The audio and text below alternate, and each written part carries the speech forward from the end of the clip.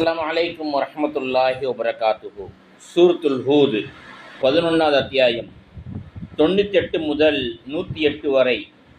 1. ஒவ்வொருவரும் உண்மையை தாமாக தேடி அறிய வேண்டும். 2. வரலாற்றை வெறும் கதையாக பார்க்காமல் அதிலிருந்து பாடம் கற்றுக்கொள்ள வேண்டும். 3. பாவத்தின் விளைவை மனிதனே அனுபவிக்கின்றான். அல்லாஹ் யாருக்கும் அநியாயம் செய்வதில்லை. 4. மறுமையை நினைப்பது மனிதனை பாவத்திலிருந்து விலக்க உதவுகிறது.